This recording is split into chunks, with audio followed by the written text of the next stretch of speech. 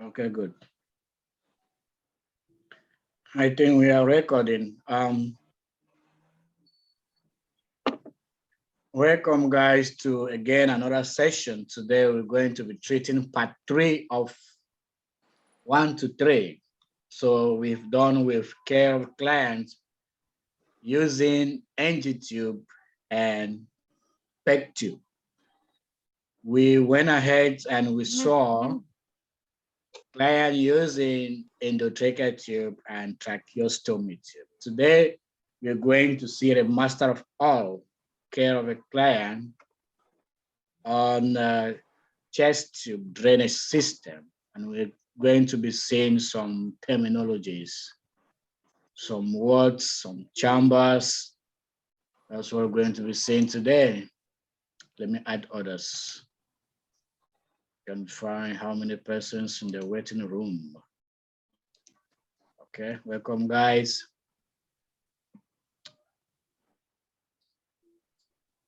Okay, cool. Unfortunately, I'm not able to have images for us to see. This, for now, I will be the one doing the talking and you listen. Then I will give you the opportunity to talk, okay? You look for this another, you see that back the way. What is that?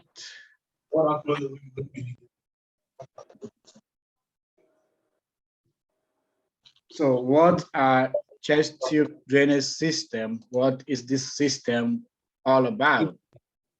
So we see that it's used to remove abnormal accumulations of air fluid in the pleural space of the lungs. Okay, and that is done by retaining negative pressure in the intrapleural space of the lungs. Like I always say in most of my classes, we are not doing this course per se, like details, like when class, we want to answer questions and what I try to make a combination of others just giving the lecture. So I make sure that check.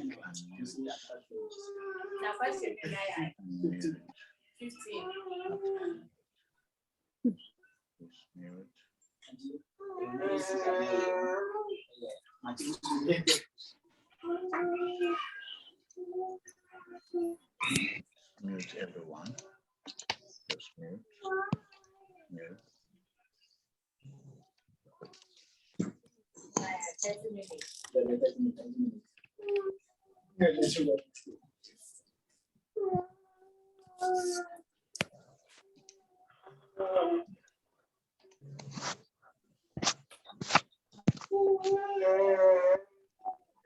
So Charles, okay. Whistler.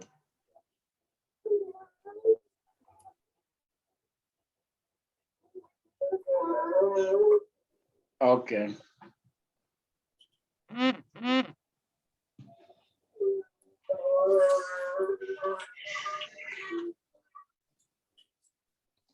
So I was saying that, and this drainage system, they used to drain fluid, either fluid, blood, or air. These three substances is either removing blood from the lungs, either removing air or removing blood. And we're going to see all of that. Now, it's also used to facilitate lung expansion, And also, like I said before, it establishes a negative pressure, okay, to remove fluid. So that is done by the negative pressure. Now, let's look at some of the position when we want to insert. Remember, we say this is that is inserted from the outside, from our chest walls, from our intercostal space from the ribs between you're inserting into the lungs.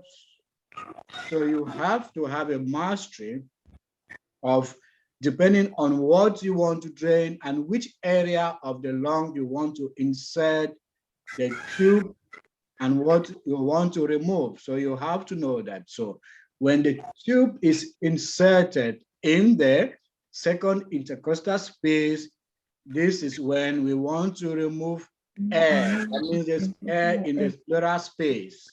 We want to remove air. This is very important because some questions come and they want you to know the particular area and what is happening, where you have to remove air, where you have to remove blood, and where you have to remove fluid.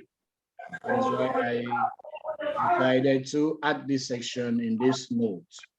So when the tube is inserted around the 6 or 7 intercostal space, like in the case of hemothorax, it means you want to remove blood. It means there's blood in the pleural space and you are aiming at draining blood. So it has to be done at around the 6 or the 7 intercostal space. Now, like we say, hemo here is blood. So you know, in conditions of hemothorax, the patient can be flipped the other way around. And you just need to know that here we're talking of blood and it has to be passed around the 6 or the 7 intercostal space. Like we say, we started from up going down, and you going the first it means air, you know, is above, going down to blood, down to the fluids. Okay, so now if it is passed around the 8th or the 9th intercostal space, that is when there is fluid in the pleural space, and this condition is pleural effusion. Pleural effusion. This is very important, just to throw light on this, you know, just to get an idea about this. You can, maybe some of you will come across questions like this, or you might meet some questions in the future, or you're doing some practice question and you find something like this. I just decided to include this in the note. Okay, let's go to the actual today. Okay, so the drainage system is designed in a way that it has chambers, and the nurse's responsibility. Actually, we have the respiratory therapist in place, the healthcare provider in place, and it has the interdisciplinary team put in place. Everybody has a role to play. The one responsible in setting up this tube, you know, and the nurse's role, you at least you should know how to manipulate this drainage system. You should know what is happening there and what you have to do. You should know how to carry out some troubleshooting. You know, when when it is alarming, is it high alarm or low alarm? Is it what is happening? There is a blockage at this level. What should should a nurse do? You know, that is the nursing consideration. What you need to know, what is happening at this point. There is bubbling, you know, vigorous. You need to know. So this is what we are going to look into. Your rule, your part, your responsibilities, the nursing consideration. What you need to know when the patient is on this drainage system. So that's what. So what I've done here is I have broken down into parts. Okay, don't bother about this. Just understand the mechanism and the flow, what is happening at each point, and pick out the most important points, which I'm going to be emphasizing. If I emphasize on a particular point, you should know that this is what you have to take note of. Okay, this is what you have to take note of. Okay, so now we have what we call a drainage system. The drainage system, it contains the drainage collection chamber and the tubing itself, all of that connected. And you have tubes all connected. that is what makes up the drainage system. And what you have to do there, you have to monitor the drainage, okay? You monitor the drainage, and then you notify the healthcare provider if the drainage is more than 70 to 100 mils per hour. You see that the drainage that you find, it's all graduated, it's calibrated. You see it there. And you see, if it is more than 100, you have to inform the healthcare provider. If the drainage becomes bright red, okay, or it suddenly, in less than no time, becomes mud, something is wrong in the lungs of the patient. You need to immediately notify the healthcare provider. And you have to always keep the drainage system below the level of the chest, okay? Okay, the patient is lying on the bed, okay? The drainage system has to be below. You have to be on the side of the patient, so you have to be below the chest. So you have to be under the bed, under the bed. So that drainage should be occurring by gravity. You cannot, the patient cannot be lying in bed and then you instead have the drainage system up. No, it's not correct. So two things here: notify the healthcare provider if the drainage is 100 and more. Okay, more than 100. Keep the drainage below the chest of the patient. Two things to note here. The water seal chamber, you move into the water seal chamber. There, that is where we have some bubbling. This is, like if you physics students, if you did physics in high school, then you should be having an idea of what I'm trying to say here. And of course, nursing, you need to be a science student to do nursing. And anyways, we are not going into these jargons. We're not going into these jargons. For those who work in the ICU, you should understand what I'm saying. You see the machines, you see the machines there, all set up.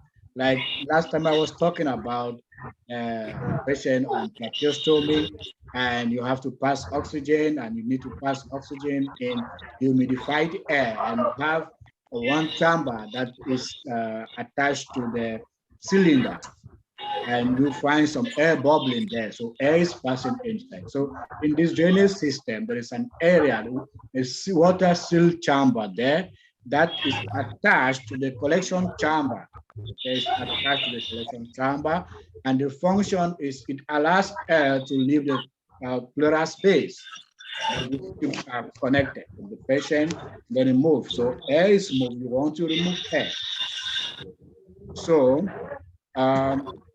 it allows air to leave the pleural space, and you have to keep the water seal chamber at water level 2 centimeter line. It is graduated.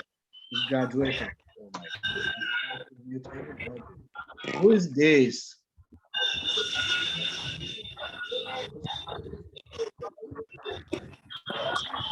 This is not fair. And I would just prefer to be recording these videos and posting, because during classes like this, you guys, some of you are not responsible enough. Or better still, maybe you don't know how to use this Zoom. You don't know that you have to mute yourself when you're in the meeting. You can be talking behind the scene and nobody will hear what you're saying. Charles, you are still not mute. I think this is from you. Set up various channels, drainage system. I mute you and you keep opening yourself, unmuting yourself. Collect drainage from the tube. Monitor drainage. Notify healthcare provider if drainage is more than we can hear you, means you've not muted yourself. So I'm muting some of you, you are still unmuting yourself.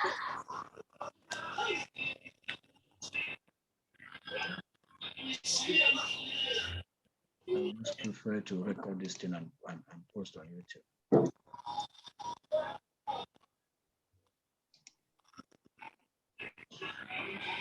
Okay.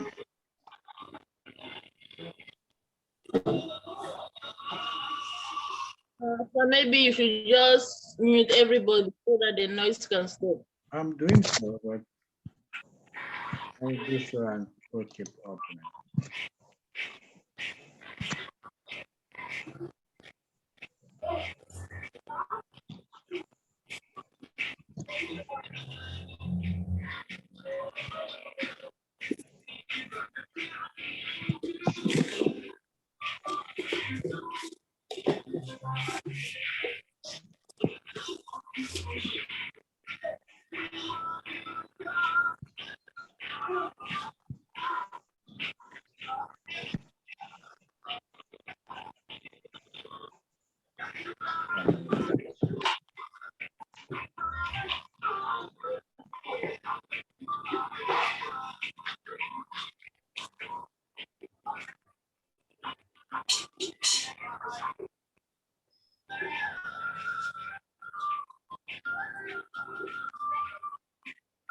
This is for you.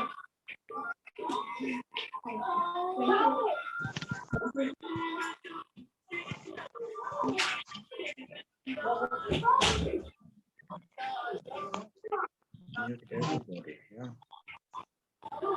Everybody.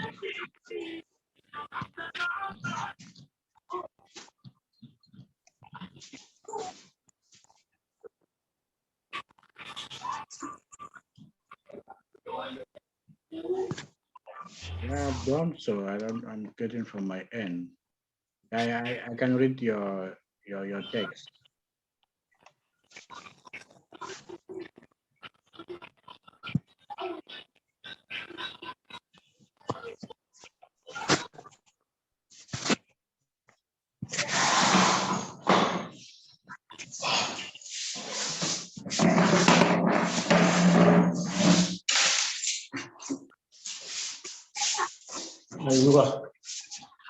Okay, guys, let's proceed.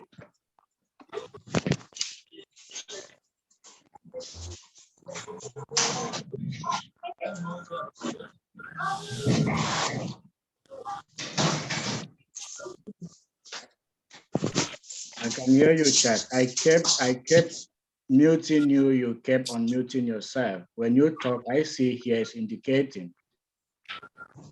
Oh, please, maybe you should just you should make somebody go so that the person can take care of that while you are. Yeah, like I said, I've mentioned his name several times. I mute him and he kept unmuting himself. I don't know if doing it mistakenly or intentionally. I don't know. Because when you talk, I see here it's recording. I can see your name and your voice recording. Okay, let's write on. This should not I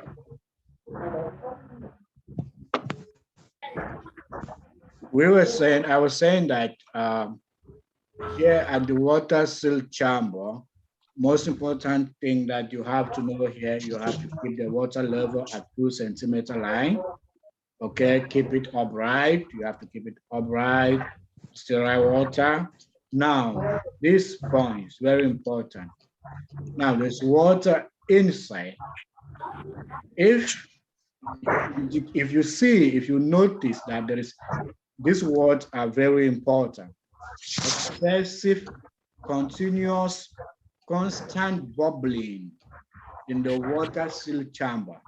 You will notice excessive, continuous, constant bubbling. It means there is air leak somewhere in the system. There is air leaks. It is not okay. It's not supposed to be. You are not supposed to experience that. And you need to notify the healthcare provider immediately. If you notice in the water seal chamber, you have excessive bubbling, continuous constant bubbling, then there is a leak and you need to notify. But if you find, of course, it is water, okay? So it needs to be some intermittent bubbling, or you say gentle, okay? There should be some bubbling. Get it? There should be some bubbling. and intermittent bubbling, gentle bubbling is fine, but not excessive, continuous, and constant bubbling, not. You're going to have questions that will have to, will trick you, very tricky questions, and you have to be careful. Now, if there's no bubbling, it implies the pneumothorax is resolved, okay? If there's no bubbling, you notice that in the water seal chamber, that your patient is on chest tubes and there's no bubbling, and then you check everything is fine. Therefore, the pneumothorax is resolved, it has healed, then the healthcare provider needs to be notified and next action to be taken. Now, fluctuation. This is the water seal chamber. Take care. Fluctuation. Okay? Fluctuation. Now, fluctuation is okay. Don't mix up. Fluctuation is different from bubbling. Okay? There should be some fluctuation. And there should be some intermittent bubbling, gentle bubbling. Fluctuation is also expected, like I said. But if there is no fluctuation, if fluctuation stops, you come, you see the chamber is there, the water is there, and then you don't get any fluctuation. You have to take note, you have to be careful, you have to check. It could be that there is an obstruction. Right. It could be that there is a dependent loop. It could be that the suction is not working properly. It could be that the lung has re-expanded. Take it over. In the water seal chamber, we should expect some fluctuation. If there's no fluctuation, there are four things. One, it could be that there is a dependent loop, there's an obstruction, the suction is not working, or the lungs have re-expanded. You have to notify the healthcare provider and action taken accordingly. Another chamber, another section of the drainage system. Remember, this is a system made up of various sections. Okay, made up of various sections. After this class, you should check YouTube and watch some videos to better understand. Now, we're moving now to the suction setup proper. This is the suction setup itself. Martin.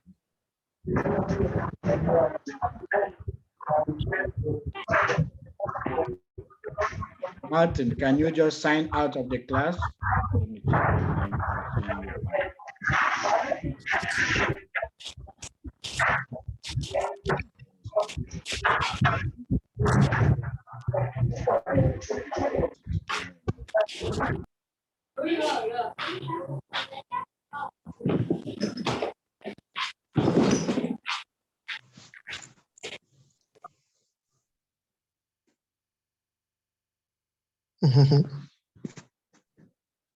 Okay. Just again, I've muted Pamela, Charles, and Martin. I think these were the people. Sorry, guys. Today's class, I don't know really what the issue is. I cannot pick your call now. Just wait. Okay.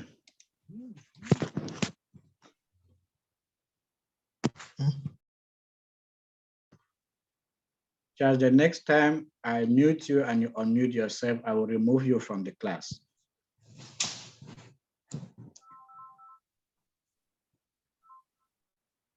Let me just remove you now.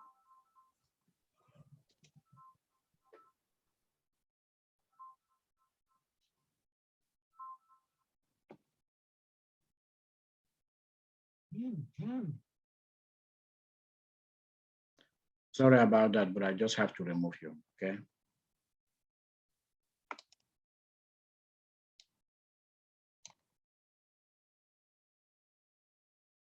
You can see every place is quiet now, like a graveyard.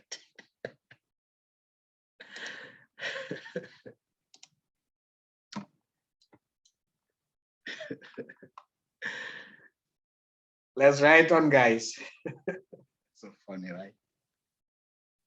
We're trying to pass out some important information and you're distracting the class.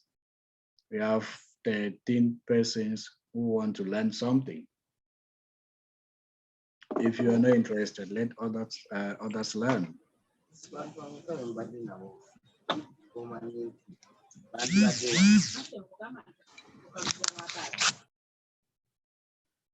Okay, so we're getting into the suction setup itself, and this setup has the suction control chamber itself embodied. Remember, we saw the suction control chamber before, and you have to hang this suction setup on a pole. Remember, on a pole, okay? Then above the client on a pole.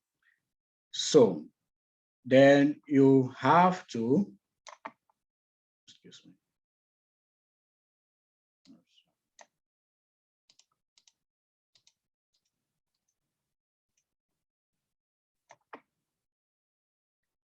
Now, in this suction setup, we'll have, if you notice some gentle bubbling, it's okay.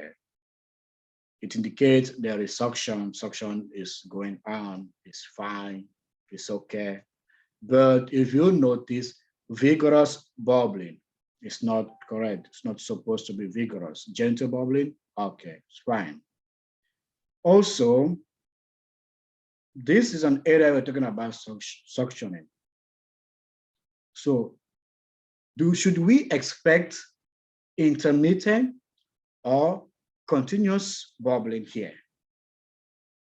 Take note, between this and then the water seal chamber. Should we expect the suction, bubbling in this area, suction setup, should be intermittent or constant? It's supposed to be constant because when it stops, because you want the suction to be continuous. So we should be expecting constant, continuous bubbling, but if it is intermittent, it means there is stoppage. Then you want to drain out fluid, and then there is stoppage on the way. What happened to the fluid?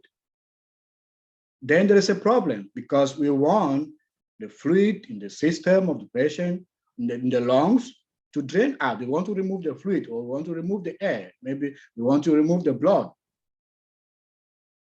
So it should be constant. At this section, at this level, at the point of the suction setup, if it is intermittent, it is not okay. It is not okay. Then you need to notify. This area of taking of questions on drainage tubes is very, very complicated and very tricky. You have to be careful in order to identify, to be able to, because they set the questions depending on which area, what you expect to find at a particular area. And if you don't understand what is happening at each point, you will be mixing the question, you will mix everything up, what is happening here. That's why I'm emphasizing. In this area, we just have three most important areas: the drainage, the water seal, and the suction setup. This one is not any chamber on its own. I just added this. So I will take it over. Let me go to the end. Then I take it over and bring out the most important points, what we have to note. Now, moving on to the occlusive dressing. This one we're talking about the dressing itself, about the site. Okay, the site where the tube is passed from the ribs into the cyst, into the lungs. That's what we're saying. Now, it should remain upright. And if the chest tube is removed, what should we do? We saw last time when we talk about tracheostomy, when it is accidentally dislodged, what should we do? We grab the suture openings, okay? And then we can then pass in air, we can then do ambubacking and so on. So this is what we're saying here. If the chest tube accidentally is removed or dislodges, what we have to do is to pinch the skin opening and we apply a three-sided occlusive sterile dressing. They always emphasize and take note and mention these words in the question. And so when you apply the dressing, then you have to make sure that you have to do that with an overlapping piece of 2-inch, because they will put maybe some 3-inch or 8-centimeter tape like that. It is specific. Cover the dressing with overlapping pieces of 2-inch tape, and then you call the healthcare provider. If I'm emphasizing on these words, I'm not just emphasizing, because questions come on this and you have to know. There's a whole area on its own, and we have to pick out the most important areas that usually come in the questions, in the examination, and bring them out. That said, having a general notion, which I will go back, I will say the drainage system, what you have to take note there, if the drainage is more than 100, it becomes bright red, or it increases suddenly, notify the healthcare provider. You have to keep it below the level of the chest. The water seal chamber, keep the water level at 2-centimeter line. Keep it upright, okay? Now, if you find excessive, continuous, constant bubbling, it means there's a leak, okay? Notify healthcare provider. Intermittent bubbling is okay. No bubbling means pneumothorax has resolved.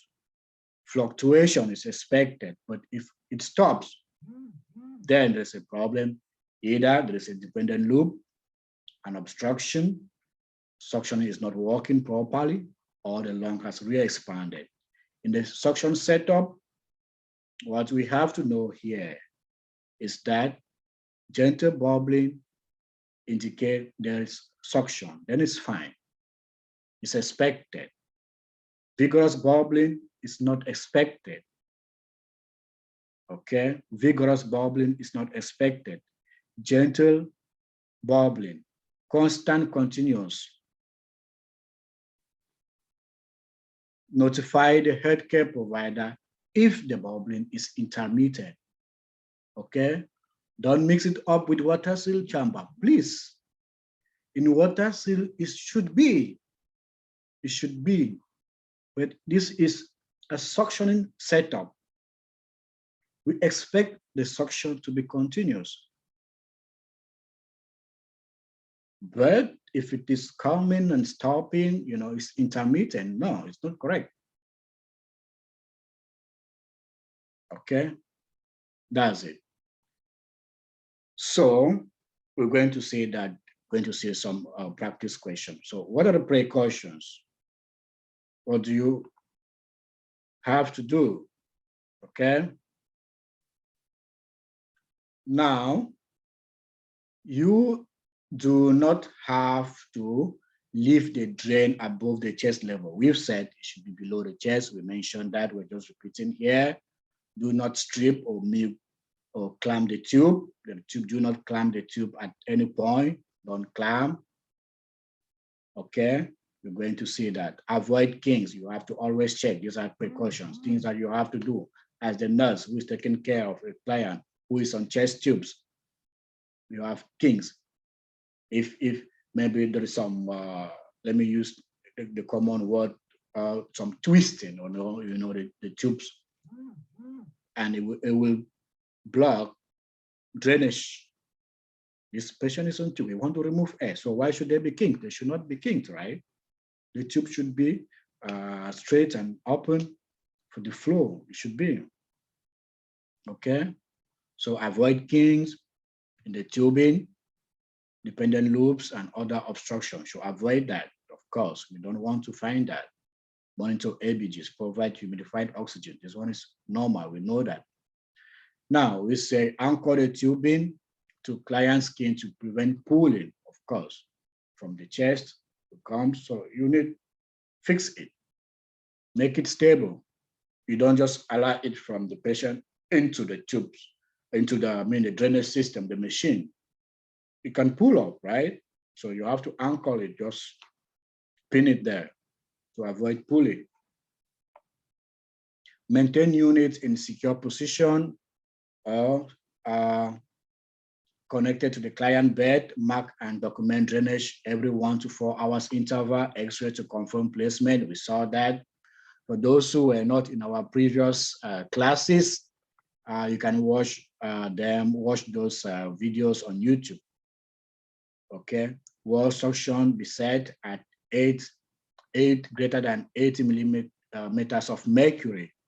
Okay, now we're going to look at the alarm system. So here we're saying no suction sound should be made at the insertion site. Insertion site. If you get any sound, action should be taken. You're not supposed to get any sound at the insertion site. Like we said about occlusive dressing, cover the insertion site with occlusive dressing. Do not clean with povidone, okay? Do not do that, iodine. You don't use that. Now, we saw something when we were talking, we saw about Vassava maneuver, okay? It applies whenever you're removing a tube from the patient system, whether it is NG tube, whether it is tracheostomy tube, whether you have to apply that, okay? So during chest tube removal, clients should be asked to perform Vassava maneuver. What do we say about that? Okay, take a deep breath and hold while you remove. Why is it so? What's the rationale? We're saying it increases pressure inside the chest cavity and reduces risks of air embolism. Okay. Nurse should administer pain medication few minutes before that. So we're just giving the rationale of Vassava maneuver. Why is that done? Now, if the drainage system breaks or cracks inside the chest tube into bottle of sterile water or normal sterile saline, remove the cracks or broken system and replace with a new one. Insert it in sterile water or normal saline. Okay. Now, at what point should we be ready to remove the tubes? Okay, at what point? Last time we saw indications of, did we see that when we were talking, the endotracheal tube is temporary, and when should we think of removing it when the situation is resolving? So what are the parameters that when you see and you think that, okay, the patient is fine, he should go out of the drainage system, the chest tube, they should remove the chest tubes. And do you just remove the chest tube right like that? No, you have to take some steps, right? Now, when you notice that we have little or no drainage, yes, of course, because initially the indications are that we want to remove fluid, air, or blood from the lungs, from the pleural space. So if we have achieved that and there is no more drainage, then it means it is resolved and then the tubes can be removed. Now, if we put in maybe patient was having respiratory distress and there's absence of it, then it is an indication that it is time to remove the tubes. And when we check both lungs and we get that, we now get bilateral breath sounds. Before maybe we put a tube, the lungs, they were expanded, or something happened in the lungs, and we passed in these tubes, and we are able to get, it means air is going into the lungs. Remember when we talk about the endotracheal tube, when you pass it and then we have to auscultate, when you notice that there is no sound on the left side, therefore the tube has instead gone on the right side, right? So we should expect bilateral breath sounds on both sides to be sure that air is going into both lungs. So if we find that both lungs are okay now, then it means everything is fine, it means the patient is able to breathe by his or herself. No fluctuations on water-sealed chamber and no air leaks. Yeah, we noticed that. Remember, we said when this patient is on these tubes and the tubes are connected at the level of the water-sealed chamber, we should expect some fluctuation, right? Because air is coming out, so there should be some bubbling. But at this point, if there's no, then think, should signal something in your brain, something is happening, you have to check, okay? So these are the indications. Now, ventilator alarms, those who work in the ICU, oh my God, this place is so noisy. Everybody's ping, ping, ping, ping, ping, ping, yeah, ping, ping, ping. You just like alarm everywhere, and you cannot turn off the alarm. There are some, I don't want to call it a silly question, like some questions they usually ask, do you actually need to turn off the alarm? Even when you set up the infusion pumps, I know that sometimes we turn it off, but rationally, normally, you are not supposed to. That is what will indicate that there is a problem somewhere, and then you turn off the alarm. So if there's a problem, how will you know when you are at the nursing station? So in the chest tube drainage system, we have what we call the high pressure alarm and the low pressure alarm. You should be able to identify when there's a high pressure alarm and what is happening. Why are we having high pressure alarm? So when the high pressure alarm goes off, it means there is an obstruction somewhere. What you have to do, you have to check for kings, and then you unking. If you have notice a king, unking, okay? Maybe you check the water condensation in the tubes. You have to check, empty them. Maybe there's mucus in the airway. Ask the patient to deep breathe, turn the patient, coughing, breathing exercise is necessary. If that doesn't work, then you can suction. Suction should always be your last resort, okay? You have to do some nursing maneuvers, carry out some activities before you move. So when you notice a high pressure alarm, therefore, this high, it means the machine is working, struggling to open the airway. It means something hard is blocking, something is, high pressure. Then there should be an obstruction. But if the low pressure alarm goes off, the low pressure, nothing so difficult should have caused it to go off. It should be something easy enough to cause it to go off. Then maybe there should be some disconnection of tubes. So what you have to do, first, you have to use the sense of vision, check around, okay? First, check the patient and move to the tubes. always, your eyes should always fall on the client first. Start checking from the patient to the tubes. So if the low pressure alarm goes off, that's too easy, it's fine. Therefore, there should be some disconnection somewhere. So what should I do? I check from the patient, the tube to the patient chest, then moving to the tubings. If there is disconnection, then I should reconnect, right? You reconnect.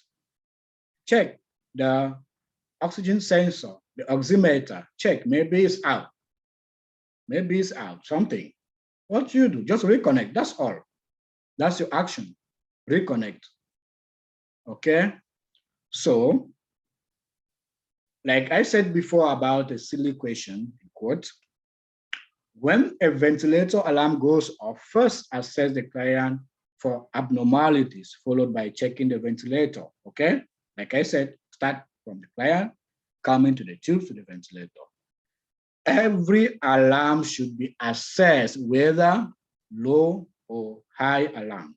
All alarms are very, very important. All alarms are very, very important. Whenever, don't sit at your nursing station and you get a low pressure alarm, it's okay. There's no need to go and check. No, you have to.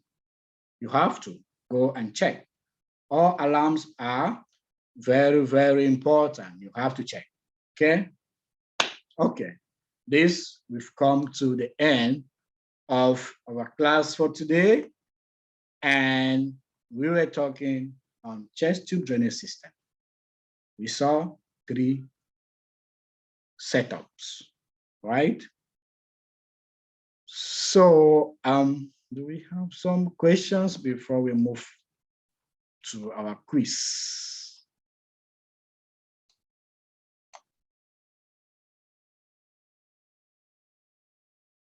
I've been talking for close to an hour.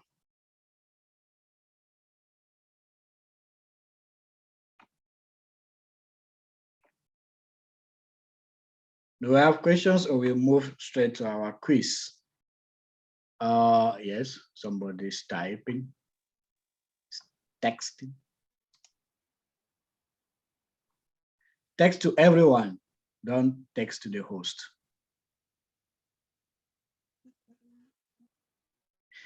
Yes, my dear, Afanyu, that I should have a co-host who, yeah. You know, when there's some troubleshooting, he should be taking care of that. And then while I move on with the class. Thank you so much. Your recommendation is highly considered and taken into consideration. Thank you so much. Yeah, your suggestions are highly welcome, okay? We're just getting into this. I'm new into this myself. Any way that you think can make the class more lively, you know, nice, beautiful, just suggest and I would see into it. Yep. Maybe the way I'm talking, the gesture, maybe it's not good. You tell me, I will stop. Yeah. Okay. Let's move to our quiz. I know that's what you all are waiting. Let's see question number 1. That's it. It says, I want to cover some, okay, good. The nurse caring for a client with a chest tube turns the client to the side, and the chest tube accidentally disconnects from the water seal chamber. Which initial action should the nurse take? Yes. The chest tube accidentally disconnects from the water seal chamber. Which initial action should the nurse take? A, call the healthcare provider. B, place the tube in the bottle of sterile water. C, replace the chest tube system immediately. D, place a sterile dressing cover over the disconnection site. Text your answer. You have how many seconds? 30 seconds to do that. Yes, answers are coming in. Yes, I'm reading your answers. Keep sending them.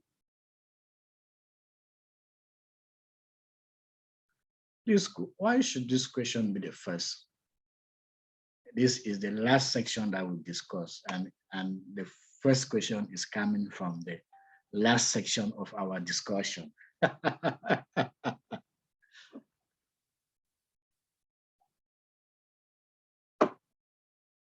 Okay, here we go. Here we go. The answer is B. It's clear. Place the tube in the bottle of sterile water or normal sterile saline. Good, you got it. You all got it. Question number 2. The nurse caring for a client with pneumothorax and who has had a chest tube inserted notes continuous gentle bubbling in the suction control chamber. Suction control chamber.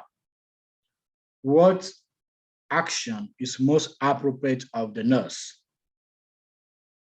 You do what? You note continuous, gentle bubbling, suction, suction. We want suction to continue. So, what action is most appropriate of the nurse? Increase the suction pressure so that the bubbling becomes vigorous. Do nothing since this is an expected finding. Okay. Immediately clamp the chest tube and notify the healthcare provider. Clamp? Should we clamp? Check for an air leak because the bubble should be intermittent. Intermittent in the suction chamber.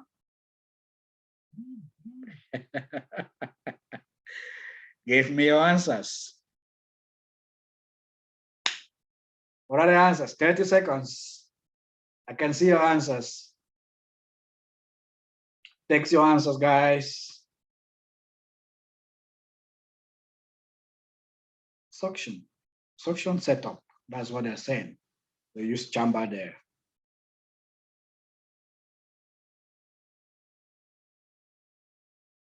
What's the answer? 30 seconds. Okay, let's go. The answer is B. That is an expected finding. Okay? There should be continuous suction in the suction chamber. That is an expected finding. It is. We want it, not intermittent. Intermittent is in the water-sealed chamber. I emphasize on this over and over so that you don't mix it. This is a drainage system. So we expect that drainage should continue, and drainage, suctioning at the level of suctioning, there should be. That is an expected finding. Okay? The answer is B. Do nothing since this is an expected finding. Question number 3. The nurse is assessing the functioning of a chest tube drainage system in a client with hemothorax. Which of the following findings should prompt the nurse to notify the physician? Chest tube drainage system. Finding. We're trying to look at what is not correct. Something that is wrong, something wrong is happening. Then we should notify the healthcare physician. You should always notify the healthcare physician when something is going wrong. What you cannot handle at your level, at your scope of practice, That is why you have a team of these professionals, physiotherapists, the physician, the nurse, everybody is there, okay? A, fluctuation of water in the tube, in the water seal chamber during inhalation and exhalation. What's the question saying? What should you, when something is happening, you should notify. B, drainage system maintained below the client's chest. Of course, we expect that it should be. It's fine. Drainage amount of 100 ml in the drainage collection chamber. Okay, that was among the first chamber that we saw. We said something about the drainage when we were looking at the level of the drainage chamber. If it is more than this, then it's not correct. If it is bright red or it suddenly increases 3 points, right? Can we remember? Okay, let's move to D. Occlusive dressing in place over the chest tube insertion site. Of course, we have to place an occlusive dressing there. It's fine. Go to A, fluctuation of water in the water seal chamber. Yeah, we should expect some fluctuation. The water seal chamber is fine. That is an expected finding. Okay, that is an expected finding. Drainage system maintained below, it is expected. So the answer is C. If the drainage is 100 and more, please notify the healthcare provider, right? I saw your answers. For those who sent in their answers, you're right. C. The answer is C. That should not be expected. And if you find it, then notify. Question number 4. The nurse is assessing the functioning of the chest tube drainage system in a client who has just returned from the recovery room following a thoracotomy with the wedge resection. Which are the expected assessment findings? Select all that apply. Last time, we saw a question on select all that apply. This is an in-text question. In DOH, MOH, DHA, they will tell you select more than one option is correct, okay? You will not see what like select all that apply. It means in this question, more than 1 or 2 or 3 options are correct. So that's what they want you to choose. If you choose 2 options and 1 is wrong, you fail the question. You have to choose all the options that are correct. If 4 options are correct, they expect you to choose all the 4 options. Even if you did not choose the wrong one and you choose 3 options correct and you did not choose the right one, you still fail the question. Okay, let's go. A, excessive bubbling in the water seal chamber. You can answer question even if you don't know the answer by eliminating. First of all, you see an excessive, vigorous. No, we don't need that. Okay, excessive, vigorous. So that one cannot be correct. Okay, someone said DE up. Let's go. Thank you for the attempt. D, drainage system maintained below the client's chest. Right? Correct. Correct. D, where are we? C, 15 mil of drainage in the drainage collection chamber. 15 mils. 15 mils, okay. If you find 50 mils, it's not a problem. Let's go. What are we looking? Let's proceed. Occlusive dressing in place over the chest tube insertion site. Fluctuation of water in the tube in the water seal chamber during inhalation and exhalation. Back to the question. Which are the expected assessment findings? Okay, that's what they are saying.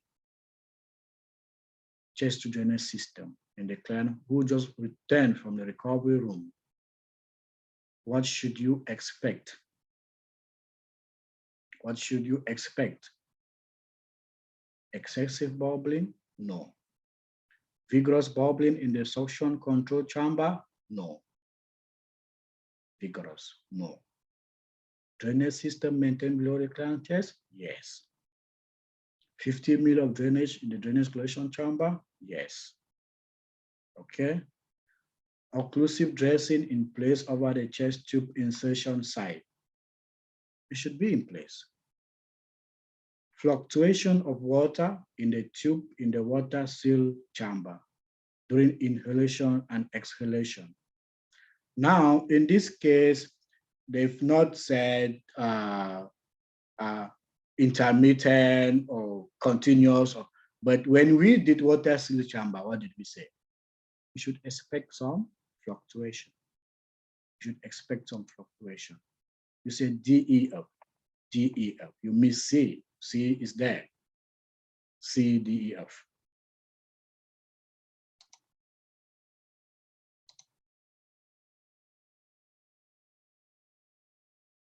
Okay, that's the right answer. Can we move on? Question number 5. The nurse is assisting a healthcare provider with the removal of a chest tube. The nurse should instruct the clients to take which action? That one is okay, it's fine. Do we need to waste time? Perform Valsalva maneuver. D. D. Question number 6. Your patient has a chest tube. Thank you for your attempt. Yeah, you're right, it's D. Your patient has a chest tube. You are assessing the water seal chamber and you note that the water moves up as the patient inhales and then moves down when the patient exhales. What may be causing this to happen? Get it? You are assessing the water seal chamber and you note that the water moves up as the patient inhales and then moves down when the patient exhales. What may be causing this to happen? A, the chest tube has a leak. B, the water seal suction should be increased 2 to 5 millimeters of mercury. C, the left chest tube is occluded. D, this is normal and expected. What are your answers? Let's go.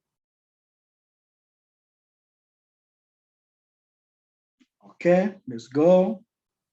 30 seconds. Okay. Okay.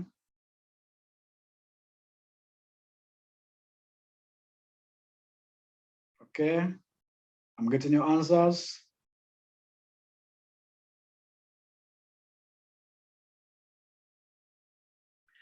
We have 13 participants in this live session and only 3 persons are active answering the questions.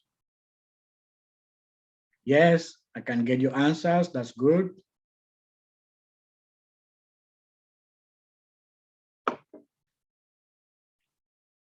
Okay, I will give you, when you answer question, first you need to know why this option is not the right answer, right? You don't just go to know the right answer. You need to also know why this option is not the right answer. That's how we study. You don't study like you guys have PDF books that they have highlighted the answers and you just reading like you reading literature novels. No, no, no, no, no. You should, and those PDF, they don't have some don't have explanation of the answer. So how do you know, first of all, why this option is right and why this other option is wrong? You're supposed to know because they can flip the question the other way around and they're expecting the same question, the same answer options, but the question is changed. That is how we read to understand. We don't read to memorize or to cram the answers that we've been given. When we do question and answer session is to understand why this option is not right and why this one is right. Good, good. Okay, you change your mind. Before you put A, now you put D. The answer is D. Let's see why A is not the right option. The chest tube has a leak. We're talking at the level of the inhalation. I said we shouldn't have any sound at the level of insertion site. No sound is supposed to be heard there, no alarm sound, okay? Don't mix it up. Now, when you find inhalation and exhalation and the movement of water, this is fluctuation. They've just changed, they've just defined fluctuation to you. It's love for you to identify and know what they are talking about. This is fluctuation. When you see that fluctuation of water and the gentle bubbling, is because the patient is breathing, taking in air, sending out air. That is why you find it there like that. And with that, what we say, it should be gentle. It should not be vigorous. If it is vigorous, then you can imagine how the patient is breathing, right? Then the patient should be in respiratory distress. There's a problem. But if the patient is breathing normally, taking in air and passing out air, we should expect some fluctuation of water in the water cell chamber. There should be some gentle bubbling, try to be smooth. Yeah. Yeah, so that's why it is expected. It's the water cell suction should be increased to, it's irrational. It's nothing related to that. It's not related to that. We're talking about water cell chamber, not suction, right? You cannot think about that. The left chest tube is occluded. We're talking about water cell chamber. You have to be focused, okay? You have to be focused. Take care of what you are saying. Even if the left chest tube is occluded, occluded is an obstruction, then when you auscultate, then we should not get any breath sounds, right? We should not. We're talking about breathing. Okay, D, this is normal and expected. 7, you are outside the patient's room when you hear a toot sound. You run into the room and the patient has fallen and the patient's chest tube was accidentally pulled out. You quickly do the following. What should you do? Okay? That's the question is saying. What should you do when you find this? The chest tube has accidentally pulled out. A, turn the patient on the affected side and call for help. B, pinch the skin opening together. Apply an occlusive steroid dressing. Cover the dressing with 2-inch tape and notify the healthcare provider. C, tell the patient to take a deep breath and hold it. Apply a dry dressing, dry steroid dressing with a petroleum gauze dressing with tape and petroleum gauze. Sure. Clamp the tubing cover with a calyx and tape and notify the healthcare provider. What's the answer? I can see your answers. Send them. Yes.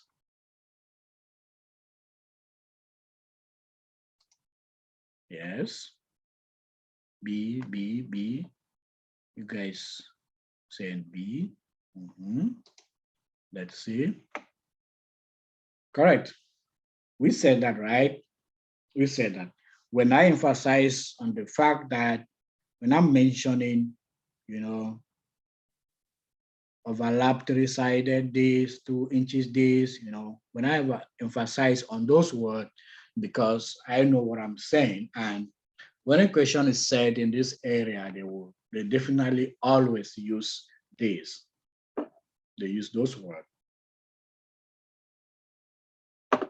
So what you have to do is to pinch the skin opening together, apply occlusive steroid dressing, cover the dressing with 2-inch tape, and notify the healthcare provider. B.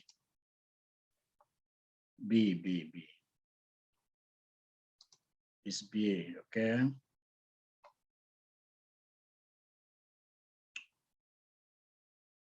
Number 8, during the morning assessment of your patient with a chest tube, you know that there is no fluctuation in the water-sealed chamber. The patient does not appear to be in respiratory distress. Okay, the patient is fine. What could have caused this season of fluctuation? What did I say? If there is no fluctuation, the water-sealed chamber, and we have seen in the equation above, when the patient takes in and sends out air, there should be fluctuation. If it stops, something is wrong. 4 factors. Either of these 3 factors can cause the fluctuation to stop. Okay? 1, dependent loop. 2, obstruction. What again? Suction has stopped working properly, or the lung has re-expanded. Okay, guys? This is very important. For those who are writing MOH, MOH is written exam. MOH is not computer-based. Has somebody recently taken MOH? Can you tell us? We will get that in the group. You tell us if it is still written. Yeah, MOH is written exam. You have to write with your pen. They present to you the question paper. I don't know if you still have multiple choice, then you have some structure to write, you know, you can imagine. Yeah. So what happens with these states? And they ask you state 2 points and maybe 3 points if there is no fluctuation at the level of water-sealed chamber. When I say 3 points, you state 2, you fail the question because just 1 mark. You need to list the 3 points to have the 1 mark. So what could have caused this season of fluctuation? A, the collection chamber is full. No, that's not the cause. The dry suction is turned on high. No, that's not the cause. The lung may have re-expanded. Yes, that is one of the parameters that might have caused that. The water in the seal chamber is not adequate. No, that's not the cause. The cause could be the lungs may have re-expanded, the suction is not working properly. It could be a dependent loop, or, for again, obstruction. Good, let's move on.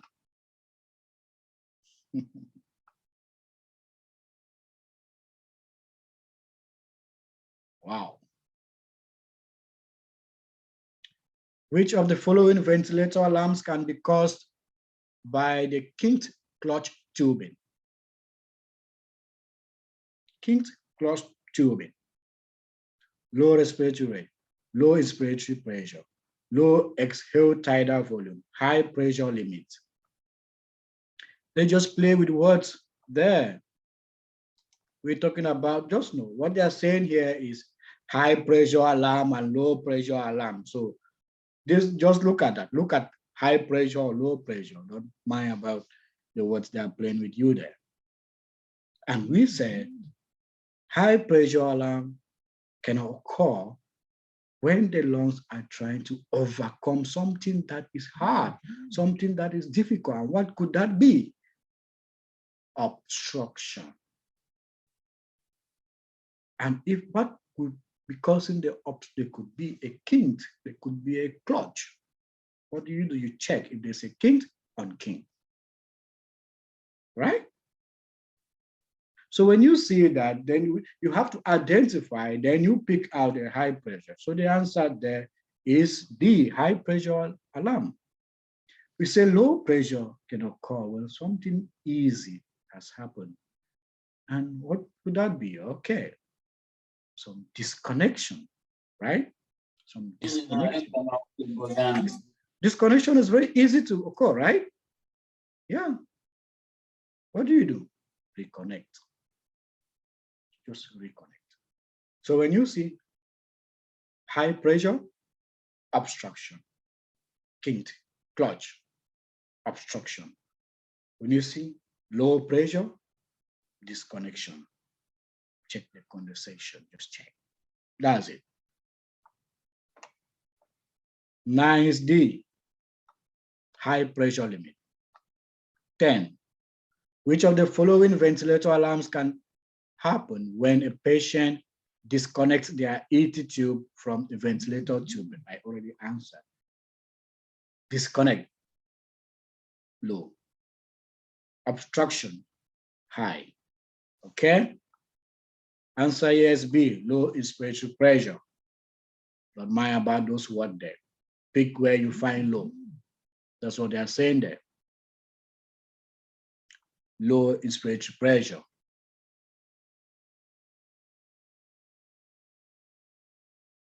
Number 11. The nurse just received report on a assigned client who is on ventilator. The nurse should check the client if which of the following alarm sounds. Wow. Yeah, so you have to check when it is high, and you don't have to check when it is low. I'm just staying at the nursing station. I'm just cracking some egusi there and just watching some Netflix, and because it's a low alarm, I don't care, fine, patient is okay, right on. Like seriously? Okay, let's see. High pressure alarm, every ventilator alarm should be assessed. Low pressure alarm, when an alarm sounds more than once, then the nurse, you have to wait when it sounds more than one, huh? Before you can check. Good nurse, senior in charge. I can see that. So B is the right answer. Every ventilator alarm should be assessed, okay? Whether high pressure alarm, excuse me, or low pressure alarm, you have to assess. B is the right answer. Question number 12. The signs for chest tube removal are, list them. When do we think the patient is okay for us to remove the chest tube? Okay, just flip the causes. Why? What caused you to put the chest tube there? That's all. Just flip it over. Okay? Yeah. Okay, we say, okay, we are able to get bilateral bed sound. The respiratory distress has resolved. Okay, there is little or no drainage, it's fine. Okay, no more fluctuation. Yeah, how many have I listed? 4, right? Listed 4. Yeah, no respiratory distress, good. Yeah, remember 1, huh? So guys, I take it over. Little or no drainage, no fluctuation in the water-sealed chamber. Respiratory distress are resolved, no more. Bilateral breath sound, we can hear bilateral breath sound on both lungs, fine. It means the chest tube is ready for removal. We can remove. What do we do when we're about to remove the chest tube? At the time of removal, ask the patient to do what? Deep breathe, take a deep breath and hold. That is called Valsalva maneuver, right? A recap, taking a recap. On the drainage system, what do we say? It should be always below the chest of the patient under the bed, right? We say that, always. Water-sealed chamber. Fluctuation is okay, gentle. Fluctuation is fine. Okay? Vigorous, continuous, no, it's not correct. Bubbling, not correct. But again, if there's no fluctuation, then you have to notify the healthcare provider. It could be that the lungs have re-expanded, suction is working properly. There could be a dependent loop. Okay, these are points. What again? On the suction setup, it should be on the pool above the client. You should hang it up there. Now, since it is a suction setup, we expect suctioning to be continuous. If it is intermittent, it's not correct. It should be continuous, constant. This brings us to the end of our class for today. And thank you guys for being there. We started with 13 of us. We are ending with 9. It has been a long class. You can unmute yourself and ask your questions. It has been a long class of listening.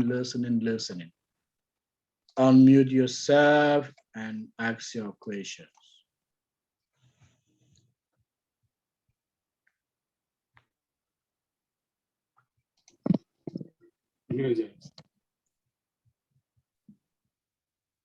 And the participation has been very, very nice. I appreciate that. Yes, Margaret, go ahead. Your hand is up. Ask a question. Yeah. I wanted to find out about about the exam. Are they all multiple choice questions or they have a one-word answer? Yeah, all multiple choice questions for DHA and DOH. Computer-based multiple choice questions, a question with 4 options for you to choose the right one.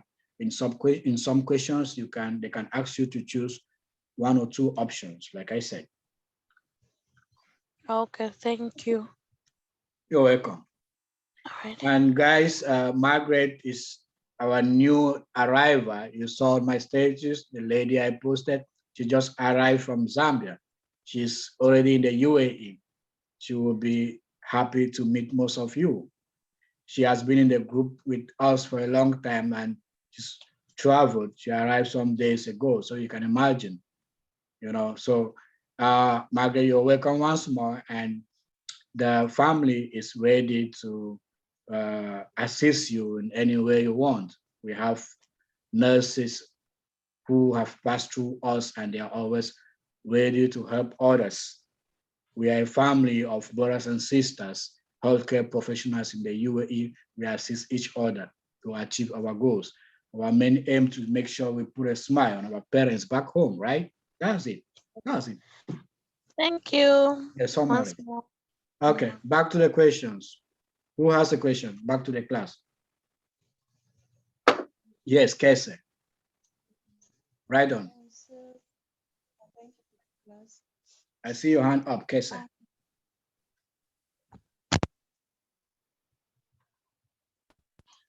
I wanted to ask about MOH.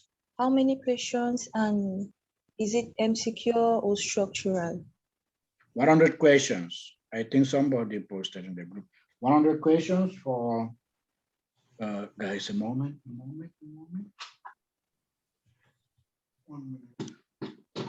100 questions for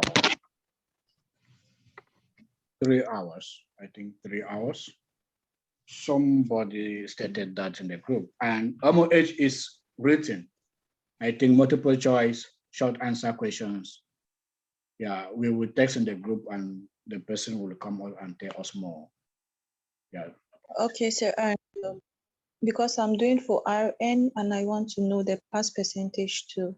For MOH, Yes, sir. I think 60%. Okay, thank you so much. Welcome. Yes, Yeah, 100. Yes, somebody wants to answer a question. I heard somebody talking about it.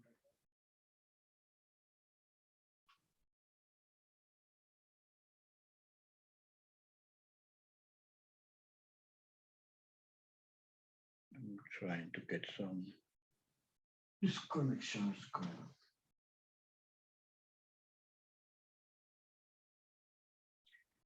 Yes, guys, whose hand is up? Who has a question? If not, okay, I find you. Your hand is up. Right on. You've been very participative in the class. Class.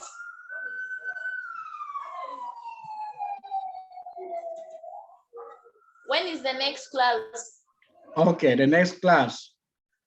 I cannot give you exactly when the next class will hold. I just schedule the classes depending on my availability. But I will always update in the group. And we are done with care of client with chest tube. We will have to get some other topics to handle.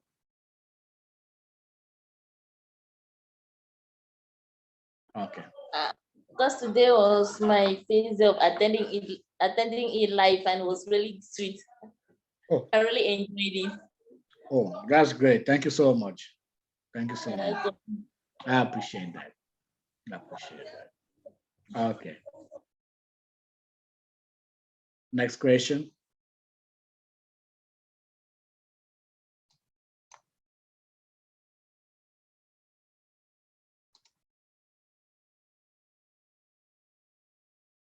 Rose, is your hand up? No, your hand is not up.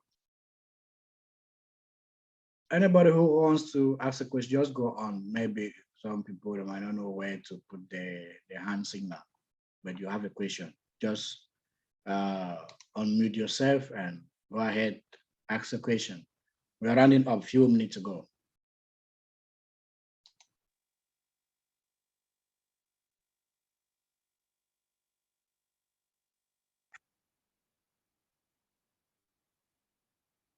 Okay, without any question, guys, thank you so much for being there.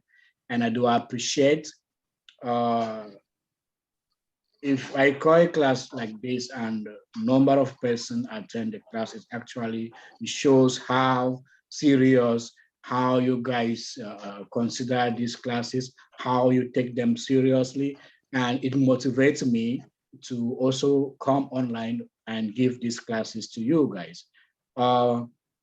Everything is just making sure that you guys have the best. You guys have the best. Most of you've maybe you've never seen me. You've heard about me. You have a little story about me. I have gone through steps to be where I am today. Nobody was there to give this assistance that I'm giving right now. Nobody, I mean virtually nobody. Some of us came here, found ourselves and struggled and navigated ourselves into the system and know the system. And so we've decided to share this information to you guys. So, and if you have to pass out something and people are not there to receive the information, it means they don't cherish, but you guys are there to receive. It's catalyst, for me, very, very important. So like I said, I will always try my best to fix time, to give the class as I can, as possible as I can. I am a busy person. I cannot even describe my busyness. I work full time. Then I still make time for all of this. You should understand. Thank you guys. We are ending today's class. Good night. Have a beautiful sweet dreams this night. And hello to your family members back home. Please don't sleep. Greet your families back home. Make sure they are fine. And bye-bye from this end. It was Mr. John with you guys. Thank you. Thank you, so bye-bye. Thank you, sir. More grace. Welcome.